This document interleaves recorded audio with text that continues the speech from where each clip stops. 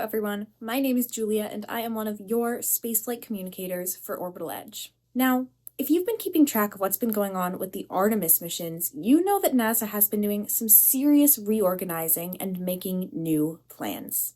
In the past month or so, NASA has completely changed the future of Artemis, which we discussed on our last show, so check that out.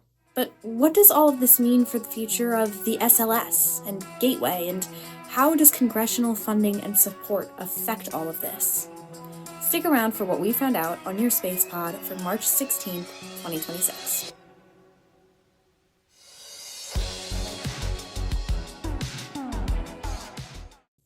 Okay, let's start by talking about the changes that have been made to the SLS, or Space Launch System.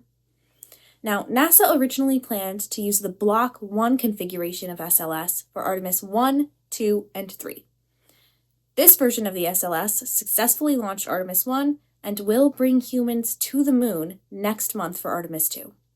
Now, in the original plans, NASA was going to use this configuration up to Artemis III, then do some upgrading to the Block 1B configuration. The Block 1B configuration, also called the EUS, or Exploration Upper Stage, is very similar to Block 1, but it'll be over 40 feet taller and ridiculously powerful. I mean, this thing will be able to launch over 83,000 pounds to the moon in one go. It's incredible, right? But unfortunately, with the new plans for Artemis comes changes for the SLS upgrades.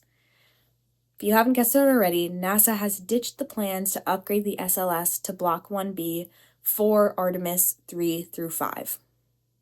The SLS will still undergo some upgrades, but they'll be much smaller, and the configuration will be much more similar to Block 1. This is all part of the effort to speed up the cadence of the Artemis missions. By doing smaller upgrades instead of making a whole new configuration, NASA can get Artemis 3, 4, 5, and future missions up much sooner. The good news is that the EUS hasn't been completely cut forever. We might see its return for some future Artemis missions, and even potentially some Mars missions. Very exciting. So what about Gateway?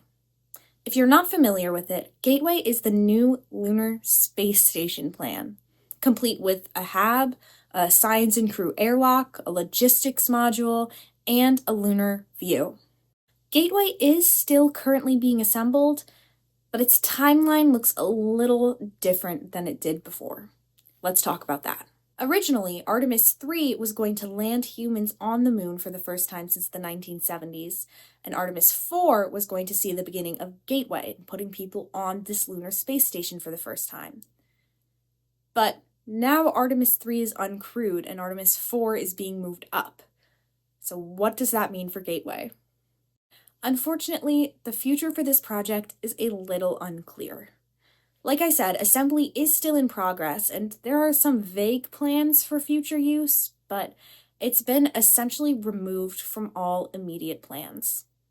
With the increased cadence of Artemis missions, there isn't a lot of time to get this lunar space station up and running before Artemis IV. So, currently, Gateway is still a big TBD. But there is speculation that all this pushing it back and prioritizing other things like the cadence of the missions could be a precursor to just removing it from the project entirely. We'll just have to wait and see. Over the past month, a lot of changes have been made to Artemis. In general, over the past year or so, there's been a lot of uncertainty with NASA in general. Between funding issues, wavering congressional support, and a general shift to more support for private space companies, NASA is in a bit of a tough spot.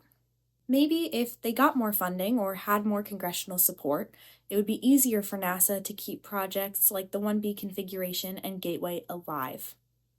What do you think? Do you think that those projects are critical to the Artemis missions, or do you think that delaying them could be a smart idea? There are certainly many ways of looking at it, and I'm sure that these plans will continue to change and evolve over the next few weeks, months, and even years.